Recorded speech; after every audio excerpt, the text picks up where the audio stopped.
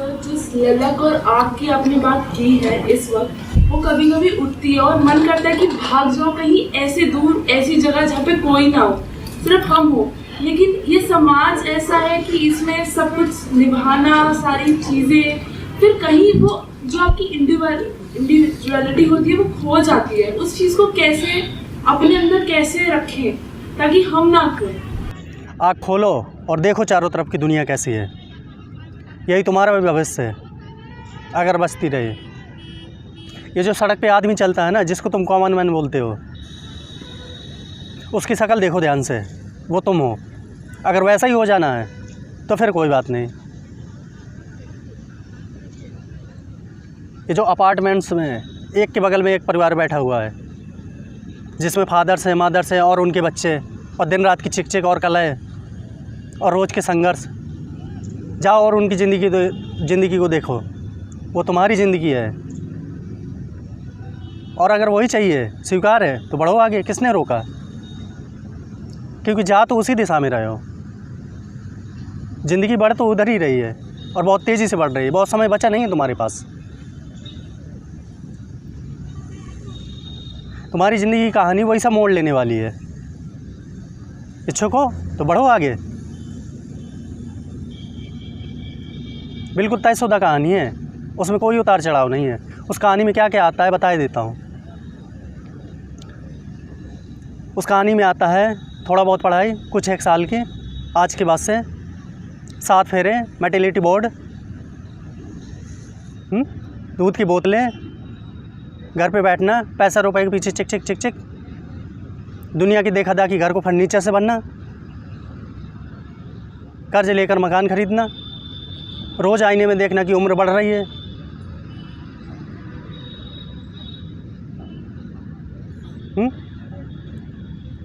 एक दिन पाना के चेहरे पे झुर्रियाँ आ गई हैं, बीतते हुए जीवन की व्यर्थता देखना और अपने आप को भुलावा देना, और जब सच सामने दिखाई देने लगे तो जा कर के टेलीविज़न में मुँह डाल देना, ताकि एक बहाना मिल जाए समय काटने का।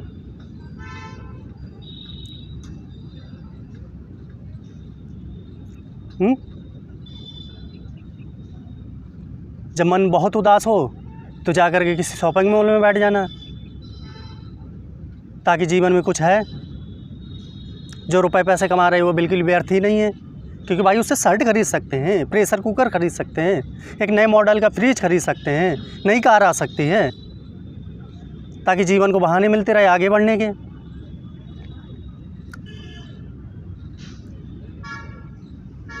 तीज त्योहारों में जा कर के रिश्तेदारों के सामने झूठा चेहरा बना करके बधाइयाँ दे देना, और पीठ पीछे गिनती करना कि कितने पैसे का सामान दे दिया और कितने का हमें मिलने वाला है।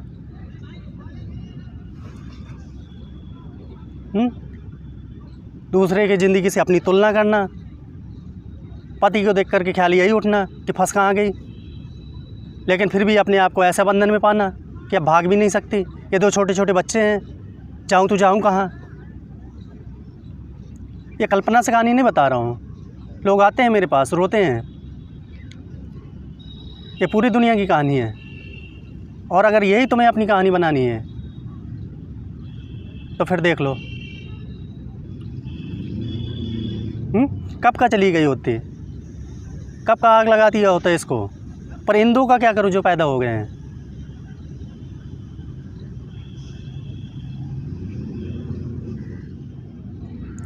फिर एक दिन पाना कि मैं तो मिडिल एज हो गई। फिर पाना कि शरीर में बीमारियाँ आने लग गई, कैल्शियम की कमी हो रही है, और जा कर के चेक करवा रहे हो कैंसर के। क्योंकि रहना तो इसी शहर में है ना, तुम्हारी कहानी में शामिल है कि इसी शहर में पड़े रहना। जहाँ की हवा गंदी, जहाँ का पानी गंदा, जहाँ का खाना गंदा, जहाँ की मिट्टी गंदी, और यही तुम्हारा सपना है कि बड़े शहर में रहना। बड़े शहर का अर्थ भी नहीं जानते तुम। बड़े शहर का अर्थ है कैंसर, पर तुम कैंसर के लिए भी तैयार हो, क्योंकि तुमने मेडिकल इंश्योरेंस भी करा रखा होगा। क्योंकि तुम इतने होशियार हो ना कि मेडिकल इंश्योरेंस कराते ही इसलिए हो ताकि कैंसर होना पक्का है।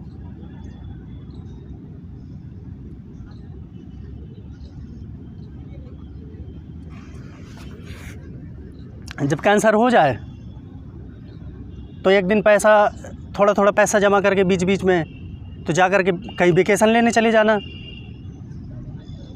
और बड़ा खुश अनुभव करना कि दार्जिलिंग घूम आए, ऊटी घूम आए, और थोड़ा पैसा ज़्यादा है तो मॉरिशस घूम आए।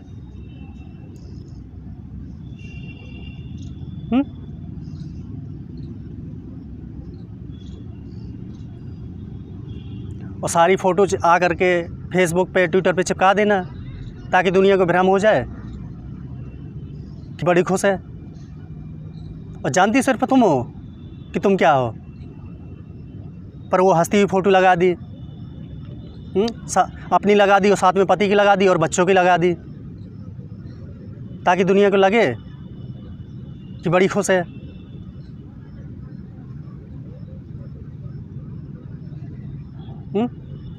ये है खाका खींच दिया, चाहिए तो बोलो।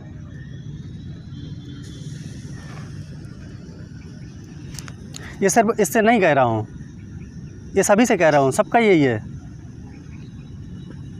इसी की ओर बढ़ रहे हो, बहुत तेज़ी से बढ़ रहे हो। जैसे कोई पहाड़ी ढलान हो, तुम्हारी गाड़ी न्यूट्रल में है और ब्रेक फेल है, अब देख लो कैसे रोकना है।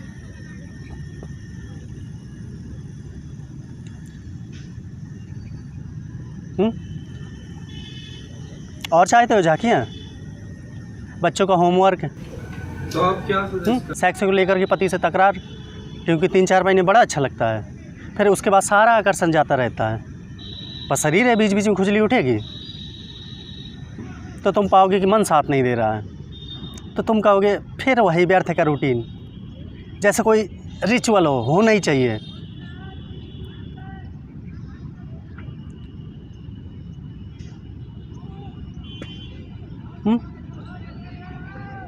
और जो चीज़ें तुम्हें अभी आकर्षक लगती है ना, फिर उन पे थूकने का भी मन नहीं करेगा। तो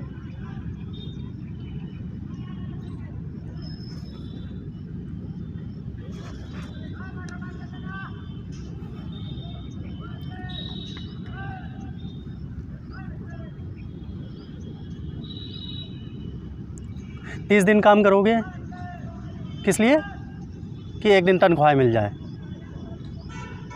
ये सब तैयारी करी गई है तुम्हारे लिए, चाहिए तो बोलो। एक दिन तनख्वाह मिलेगी, 30 दिन क्या करोगे? इंतज़ार, खड़े रहोगे अपने बॉस के सामने, जैसे वो अपने बॉस के सामने खड़ा रहता है, उसका बॉस उसके बॉस के सामने खड़ा रहता है। कितना एक्साइटिंग लगता है ना।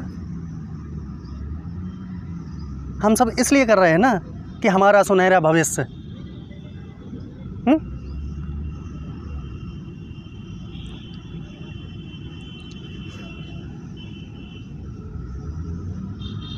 पूरी तैयारी करी गई है इसी में ढकेलने की। अब देख लो, शादी.com भी तैयार है, एम्प्लॉयर भी तैयार है, और दुनिया भर में जितने लड़के होंगे तो वो भी उत्सुक होंगे। और कई लोग तो कह रहे होंगे सर ये तो आप बड़ी अच्छी बात बता रहे हैं, ये सुन के तो हमें पता नहीं कैसा कैसा हो रहा है।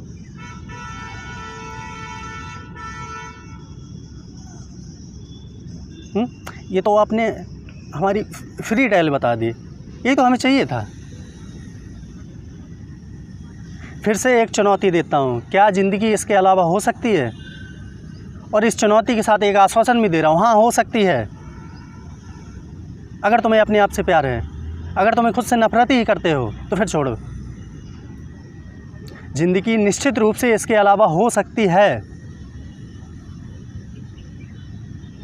पर जिम्मेदारी आपकी है। तुम्हें जगना होगा, तुम्हें जीतना होगा, तुम्हें इस कहानी को बदलना होगा। हाँ इसमें डर है, उसमें तुम्हें विरोध भी बहुत मिलेगा, और उसमें 10 लोग खड़े हो जाएंगे जो कहेंगे ना तुम वो करोगे जो हम कहेंगे। बड़ी होशियार बन रही है, बहुत बोलना आ गया है। इन विरोधों को सामना करने के लिए, इन विरोधों को सामना करना चाहते हो तो फिर कोई दूसरी संभावना है, नहीं तो फिर बस वही है दम। सवाल ज़िंदगी का है, उससे ज़रा भी छोटा नहीं है। ज़िंदगी का ही सवाल है, जीवन मरण का है दम।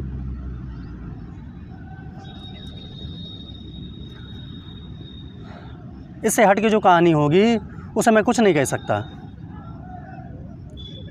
क्योंकि वो बिल्कुल नया होगा, और जो नया होगा उसे मैं कैसे बता दूँ।